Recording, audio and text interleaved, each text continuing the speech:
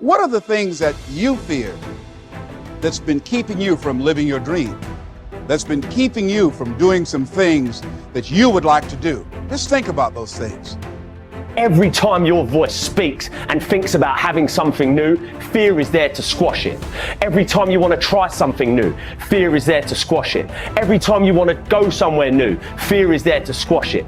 The big problem I see in the world today is that too many people are letting fear always win these inner conflicts. What if you don't do it? What if you don't chase your dreams?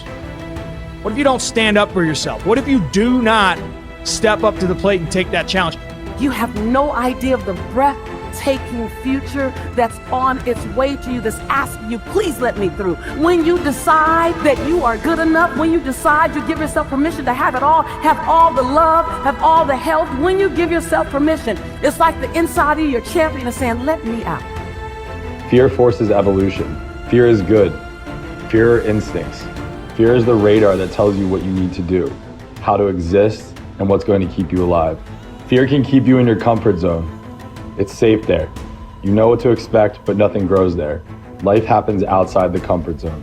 So let's look at how we can begin to take some steps to restructure that fear, to begin to expand our visions of ourselves, to begin to increase our self-esteem. Webster said that self-esteem means confidence and satisfaction in oneself.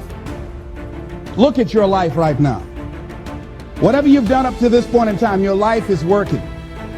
Whatever you have produced, it came out of you as a result of the kind of person that you have become. You have to be fearless. You have to be completely fearless and have utmost belief in whatever that feeling is inside you. It's all a mindset. It's how bad you want something, and nothing tastes better than when you've earned it. There's no better feeling than when you've earned it. So just start. Stop talking about it. If not now, when? If not you, then who? Listen, someone else is starting right now. As long as you got air in your lungs, you have an opportunity to improve your current situation. So human up, accept the challenge, change your associations, and soon you will find yourself receiving accolades and congratulations. But first you gotta say I do to the new you and commit to a lifetime of small wins that at times will seem meaningless and pointless. Are you in a position to quit? Or are you in a position to go harder? Are you in a position to go stronger? Are you willing to dig and go as far as you can in your life? Are you willing to suffer? So instead of boxing yourself in and thinking only about all the different ways that something could be bad, could break, could fall to pieces, think about all the things that you could do if you take the action. The most common fears that we experience, which often sabotage all hope for success, are the fears of failure, poverty, and loss of money. These fears cause people to avoid risk of any kind and to reject opportunity when it is presented to them. They are so afraid of failure that they are almost paralyzed when it comes to taking any chances at all. There are many other fears that interfere with our happiness. People fear the loss of love or the loss of their jobs and their financial security. People fear embarrassment or ridicule. People fear rejection and criticism of any kind. People fear the loss of respect or esteem of others. These and many other fears hold us back throughout life. The most common reaction in a fear situation is the attitude of, I can't. This is the fear of failure and loss that stops us from taking action. It is experienced physically, starting in the solar plexus. When people are really afraid, their mouth and throat go dry, their heart starts pounding. Sometimes they breathe shallowly and their stomach churns. Often they feel like getting up and running to the bathroom. These are all physical manifestations of the inhibitive negative habit pattern, which we all experience from time to time. Whenever a person is in the grip of fear, he feels like a deer caught in the headlights of a car. This fear paralyzes action. It often shuts down the brain and causes the individual to revert to the fight or flight reaction. Fear is a terrible emotion that undermines our happiness and can hold us back throughout our lives. Fear makes come true that which one is afraid of. Now, even if it only comes true in the imagination, we must experience the tortures of that which we fear. Tortures often as not worse than those if what we feared actually came to pass physically in our lives. It's why the old line, "A coward dies 1,000 deaths. A brave man dies but once," is really true. Fear makes come true that which one is afraid of. If fear of something is held long enough, it may well bring on that which we fear, but it really doesn't make much difference because experiencing the fear is the same thing. That is, as far as our mind and body are concerned, it's actually happening over and over again, doing its inevitable damage to our physical bodies. Ralph Waldo Emerson said that fear is ignorance. Whenever we're afraid of something, I don't mean the perfectly natural, normal fears that work to keep us alive, but the gnawing, unreasoning, illogical, and neurotic fear of something. It's only because we don't know the real truth about it. If we did, the fear would vanish. That would include a neurotic fear of death, the fear that we are not liked or loved, and so forth. I think the thing to remember here is that when we fear something, it takes its toll on our mind and body just as if that which we fear had in fact come to pass. And we can bring to pass that which we fear. If you want to change attitudes, start with a change in behavior. In other words, begin to act the part as well as you can of the person you would rather be, the person you most want to become.